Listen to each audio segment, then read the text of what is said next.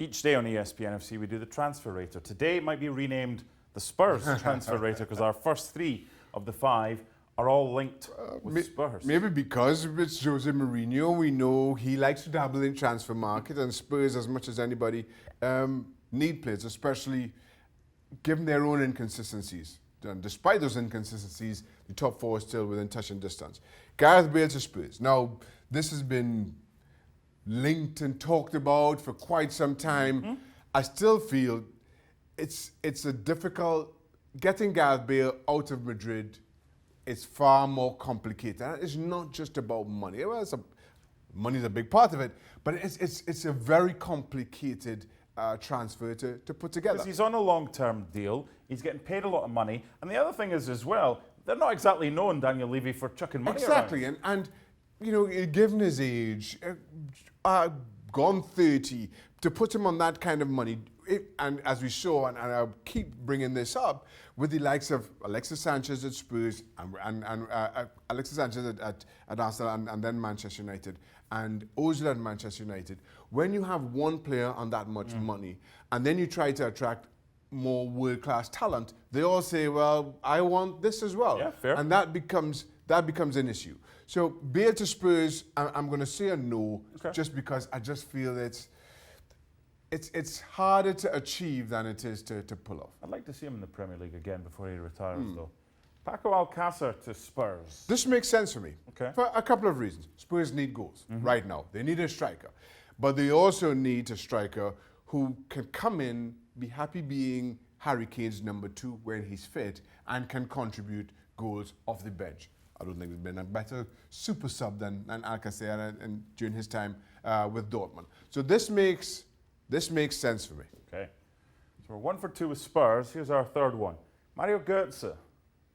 Yeah, he hasn't featured an awful lot for Dortmund during the course of this season. So surplus to requirements. I still think an incredible talent.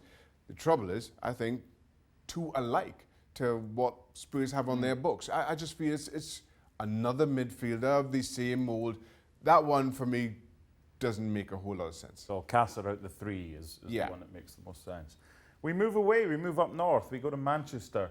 Would he move from Leicester and move a little bit north to go up to Old Trafford? We had the same conversation with James Maddison. Yeah, I understand, and I don't see why not. And Manchester United, still one of the biggest clubs, still one of the biggest brands in world football. Manchester United have a lot of money, and they can spend to bring that kind of talent. Right now, is it a step down for him? It's tough to see. It is, because United are a much bigger club. Yeah. But Leicester right now are in a much better position. They are, and so you understand the kind of tug between the two. What would you do? And then I think, listen, I'm Chilwell, I'm that age, I go to Manchester United. Listen, Leicester have been simply fantastic, but just kind of given the foundations around Manchester United, them as a football club, are Leicester going to continue to be as outstanding as they are?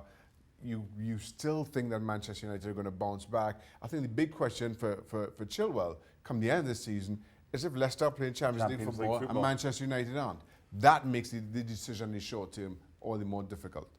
Every time there seems to be Aubameyang to somewhere. It's Barcelona, it's now PSG. But for January, this makes no sense. No. You know, listen, Icardi's there. You don't think Mbappe is going to... Mbappe not leaving in January. Neymar not leaving in January. Keeping in mind, talking about difficult transfers to negotiate. At this point in January, those aren't going to happen. I only see this making sense. I think Icardi stays past this summer. I know he's only on loan. I think he stays at PSG past this summer. So this only makes sense to me if you offload one or both of Mbappe and Neymar.